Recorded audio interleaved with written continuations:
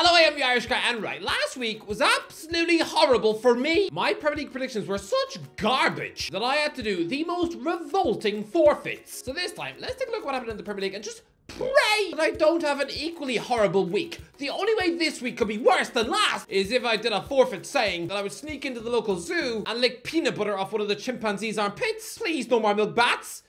What am I saying? I already know that I have to do another milk shower. But also, I'm still due 2 forfeits for last week. So, where are my manners? How do I get down?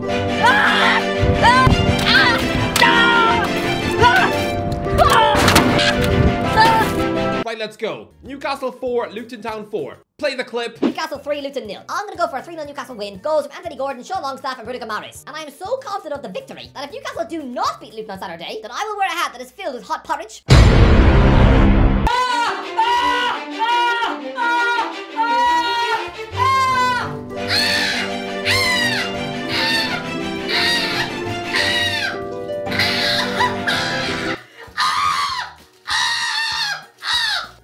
Why? Why? Why? What did I just watch? Newcastle 4, Luton Town 4? Make no mistake about it, Luton are no stranger to conceding 4 at St. James's Park. I mean, this is the 7th time in their history that they've done so. But to score 4 themselves? This means that tiny little Luton, who have a stadium that looks like a pizza shop, whose marquee star was a bloke in free fall, just off the back of failing at Aston Villa and Nice. Let me get this straight. They've now scored 4 goals in 2 consecutive Premier League matches against teams who qualified for Europe last season. What is going on? Failing to beat the Hammers at home has now meant that I have a scalp that stinks of hot porridge. Yeah, I'm like a brain-damaged Goldilocks, but instead of moving away from the porridge that is too hot, she decides to chuck it on her head. Lads, I'm half expecting an angry bear to burst through that living room door and eat its breakfast off my skull. Where's my porridge at? Oh, no, I meant an actual bear, not the ones who watch the Great British Bake Off with their mum. Yeah, sorry about that. But lads, this is embarrassing. 4! Yes, going forward, the Magpies did everything right. 2 well-taken goals from Sean Longstaff, a left-footed volley from Kieran Trippier, before Harvey Barnes, back from injury, expertly rolls a finish into the bottom corner. But I am sorry, the defending from Newcastle was absolute wet tofu. First of all, letting Gabriel Osso steal into net a header in off the crossbar. By the way, someone who is a reject Reading defender. He spent 12 years at that club and played 10 times. They clearly decided that he was about as talented as a half-eaten dog food sandwich. Ross Barkley also scores after some weak, pitiful midfield tackles from Longstaff, and it was combined with some pretty pathetic risks from Martin Dubravka, and then Luton win a penalty after Jaduzi Ogbeni's pace made Dan Burn look every inch a walking statue. Look, I said the last week that I love seeing ex-Limerick winger Ogbeni do well.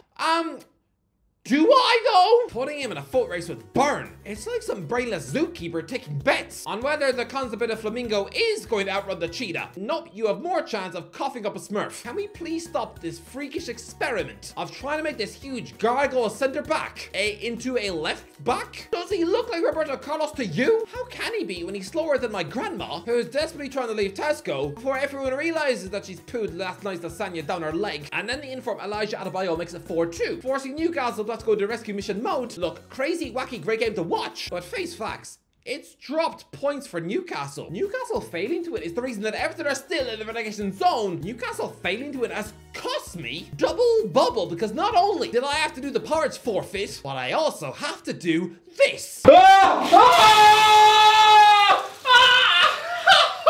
gets worse every time.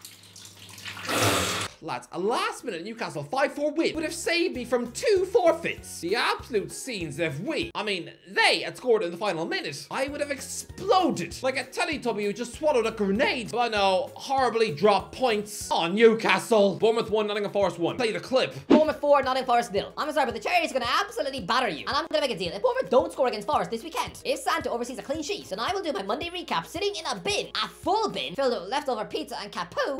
Nope. I thought the Cherries would absolutely obliterate Nottingham Forest 4-0. Oh, by the way, if you're new here, just hit subscribe. Please! Nah, that really didn't happen. But thank the world that Nuno Santo did not oversee a clean sheet, because my forfeit was going to be grisly. Thankfully, I wasn't having to sweat over this result, because Justin Kluivert scores after 5 minutes before Callum Hudson-Odoi nets another sparkling solo goal. Honestly, that kid, he has always had talent. This is a guy who once had Bayern Munich drooling all over him. So the fact that Forest now have him, and the likes of Anthony Elanga, and now Giovanni Reina as attacking talent, it's mouth-watering. A few years ago, those 3 players were seen as some of the best young footballers in the world. Again, Reina, clearly this USA midfielder has baggage, and yes, he was born in Sunderland, so I wouldn't be totally shocked if his umbilical cord had been snipped by a homeless bloke under the bridge, just chewing through it with his fangs. Would not be surprised if his parents had made him wear a hamburger wrapper instead of nappies for the first year of his life. But he is a super talent, and Forest, all of a sudden, look dangerous going forward. But yeah, I completely got this wrong. Although what I will say, Philip Billing gets himself sent off for a stupid, horrible tackle. I know he's trying to stop a late counter-attack, but stamping on Hudson-Odoi's heel? I'm sorry, ancient gladiators have died from having their Achilles tendon damaged. Does no one remember Achilles? Billing, in that moment, you showed such reckless, brainless stupidity. I would have had more sympathy for you if you had headbutted a granny at the bus stop. I'm sorry, maybe I'm a little bit sore about tackles this week, because last Wednesday, I was tackled badly. Look at that. That is absolutely disgusting. Look, oh, that is horrific. I've been limping like a post-vasectomy lemur for days. You can see his entire football boot imprinted on my leg. Thanks, Lewis. Arsenal 3, Liverpool 1. Play the clip. Arsenal 2, Liverpool 2. Lads, if the Gunners do keep a clean sheet, then I will do an entire video wearing my grandma's lipstick. I was lucky. I was so lucky that Gabriel Magalhaes turned that ball into his own net for an own goal. But I'm also going to say this. I don't think that goal should have been allowed. The goal was registered as a Gabriel own goal because after a defensive mix-up, the ball hits his hand and goes in the net. So he scored with his hand. I'm sorry, but no, that was handball. If the ball goes into the net via someone's hand, it should not count. Yes, this is probably Thierry Henry PTSD talking, but I'm sorry. Give the Reds a penalty, yes, but don't count the goal. It's his hand. Hands don't count. Which is what my mother said when I thought I popped my cherry. But listen, this was a brilliant Gunners win, and now they are back in the title race. But I have said it, Jurgen Klopp announcing his decision to quit the club early was a mistake. It just distracted everyone, even a match of the day too. The build up to the game was all just Klopp quotes. I'm sorry, but is it any shock that Liverpool, they'd only lost 1 league game all season long, and yet now just days after this monster announcement, they lose again? I said this would be a big distraction, and it is. For the last week, there's just been talk about who's buying the Klopp documentary. There is no bigger proof of distraction than that absolutely shambolic Martinelli goal where Van Dijk and Alisson run into each other, allowing the Brazilian to just roll the ball into the net. Listen, the Gunners were brilliant and deserved the win. And I'm sorry, but that solo goal from Leandro Trossard at the end was incredible. Considering this guy who scored a hat-trick for Brighton at Anfield, the fact he's now nutmegged Alisson for the final goal, I'm guessing the Brazilian goalie would die a happy man if he never encountered a Belgian winger ever again. He is a massive Liverpool nuisance. But I think Klopp distracting his players with this huge emotional upheaval days before such a crucial match, I believe it was a massive monster mistake. But Arsenal are back in the title race. I've always said that my favorite Premier League season was 13-14 because there were 3 teams in the title race until the end of April. Chelsea, Manchester City and Liverpool. Jose Mourinho, Manuel Pellegrini and Brendan Rodgers, all going for the title. Men who'd grown up to be sacked by Roma, West Ham and Leicester City. Disgrace? I mean, lads, Chelsea were the 3rd horse in that title race, but they were there. They had done the league double over both title rivals. And similarly, the Gunners have also beaten Manchester City and Liverpool. Mikel Arteta's team are what Chelsea were in 2014, in Mourinho's first season back in England, back when they were still a little horse who still needs milk and learn how to jump.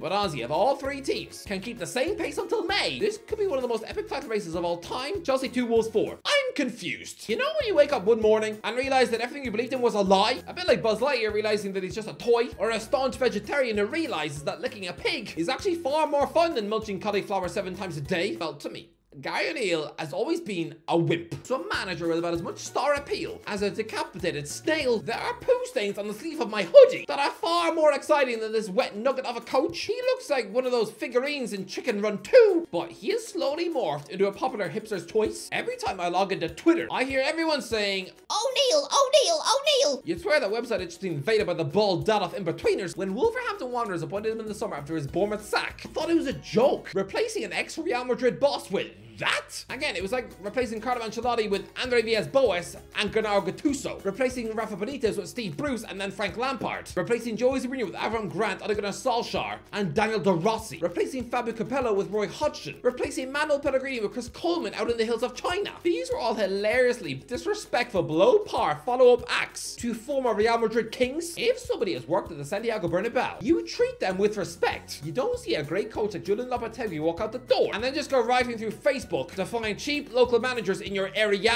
To me, O'Neill was just some 40-year-old bloke who slightly steadied the ship at Bournemouth. Great, but he should now still be learning as an apprentice, fetching Neil Warnock as tea at Aberdeen. But lads, in O'Neill's shockingly short managerial career so far, he has masterminded wins over Liverpool, Tottenham, Man City, Tottenham again, and Chelsea twice. Bear in mind, our predicted Wolves finished bottom of the Premier League. It's early February, and they just left Stamford Bridge having scored 4. Everyone had written off Brazilian forward Mateus Cunha as a humongous £40 million flop buy from Atletico Madrid, someone who we will point to in a few years' time, and pinpoint as that lunatic signing that wound up costing Wolves a 10-point FFP penalty. But this was a brilliant win, and Mr. Flop Cunha bagged a hat-trick alongside an Axel Disasi own goal. 4-2, a 4-2 victory over Chelsea. It was brilliant. So O'Neill, was I wrong? You know what? No. I stuck to my convictions about Graham Potter all along when I had the whole internet telling me that I was wrong. I didn't sway. I always maintained that he was overrated, a bang average manager with the gravitas of a mud-covered sponge. And nowadays, what's he doing? Sitting in the crowd at Bramall Lane. What, just begging for a job? So look, this was a great Wolves win, but I'm sorry. I'm not cowing. I still think O'Neill will prove me right. Brighton 4, Crystal Palace 1. This was supposed to be the 1-1 fixture. I was so confident about that, but no, Brighton were instead 3-0 up at half time. They go and rip Crystal Palace apart and smash them 4-1, with João Pedro doing an ice-cold celebration at the end. 1, 2, 3, 4, done! It's a lot less cool when I do it. I mean, I've got about as much natural swag as Graham Norton, but still, this was Brighton back on form. But poor old Roy Hodgson. This is a sensitive soul. Remember when England lost to Iceland at Euro 2016 and he was just sitting like a hurt little bunny rabbit in the post-match press conference with his bottom lip out telling the press, "Oh, I've just been sacked, so I'm not really sure what I'm doing here." A bit like a frail old man who wakes up naked on the floor of KFC with his knob firmly wedged in a McFlurry. This guy, when he was relegated to Watford, decided to blank the angry travelling fans, who instead soak up the applause from the home Palace fans. Because the Hornets were miserable angry blokes who were probably calling him an incompetent chimp for winning just 2 of his 18 games. He, just decided to clap the Palace fans and just said, "Oh, the Watford fans were just a bit too far away." Walk? This is an emotional, sensitive chap. Over Christmas, he had to apologize for snapping and calling the Palace fans spoiled after they booed him off for losing to Bournemouth. And now, oh dear, he's got Palace fans really screaming for him to walk. They've got banners and everything. It's been reported that Steve Parish is actually considering sacking him now after 4 league wins in 17 matches. Hodgson is having to defend himself in the media. This smacks of Arsene Wenger territory. It's sad for Wenger. If he had just walked away from Arsenal after the FA Cup win in 2015, he would have left as an absolute living legend. But no, staying spoiled it. And Hodgson quitting in 2021 would have been perfect. But this second spell, it's ruining his reputation with the fans. Listen, Fulham fans like Hodgson a lot, yes, but because he was such a journeyman manager, never staying more than 2 or 3 years anywhere after leaving Malmo in 1989, Ozzy, it was less than 2 years at Inter Milan, Blackburn, Inter Milan again, Grasshoppers, Copenhagen, Udinese, UAE, Viking, Finland, Liverpool, West Brom. The bloke has been living out of a suitcase his entire adult life. His poor wife has been dragged around the world so much, she probably just gave up trying to make friends in 2002. She probably only gets about 2 birthday cards every year, one off her hobby and the other off her dog. Sheffield United 0, Aston Villa 5. Sheffield United are an absolute disgrace. A month ago, Aston Villa had to rescue a last-minute draw at home to this Blades team. How? Just how? This was the most embarrassing first-half performance from any team in the Premier League this season, which is saying something because the Blades lost 8-0 at home to Newcastle. Well, I mean, they were only 3-0 down at half-time, and here it was 4. Lads, this is what I thought was going to happen. Sheffield United 1, Aston Villa 2. But no, this will be an important late Villa win. Jacob Ramsey will give Villa an early lead. His old buddy Cameron Archer will equalise with a storming equaliser in off the crossbar. But no, someone like Alex Moreno will snaffle in a late winner.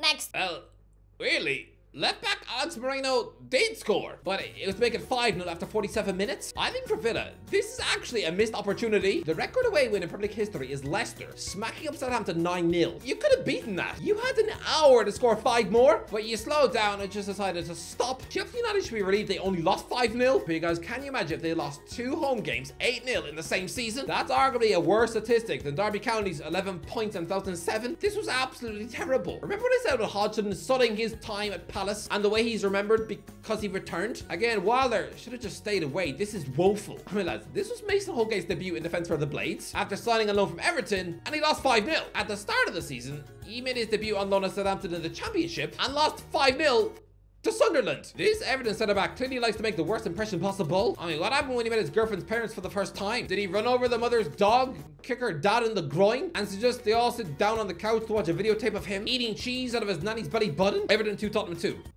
Well, I was right that Richarlison would score against his former club, and that it would be a draw, but no, it was 2-2, not 1-1. So unless Man City beat Brentford 4-1 tonight, then it is 4 bottles of Lucozade being squirted into my eye tomorrow.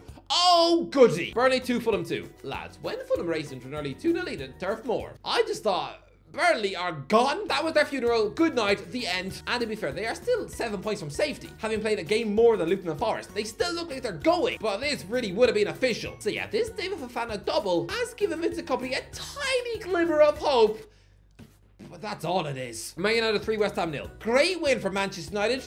3-0. This result has gone under the radar on a very strange and bonkers goal fest Premier League weekend. But this was arguably Man United's most impressive win of the season. Don't forget, Manchester United have only won 1 Premier League game by more than 1 goal this season, which is nutty beyond belief. They hadn't seen a home win by a margin of more than 1 goal since they slapped up Chelsea in May. So this very comfortable 3-0 win over a top-half team like West Ham. The Hammers were above them in the league. It's great. I mean, that's the... Let me know, what do you think? Let me know, what did you think? For me, the forfeits weren't as bad as last week, but still pretty awful. And I'm praying for Man City to win 4-1 tonight. But we'll see. Let me know in the comments what you thought of the weekend. Let me know if you enjoyed the video. Don't forget to give a like, share, subscribe. As always, I'll talk to you in a while.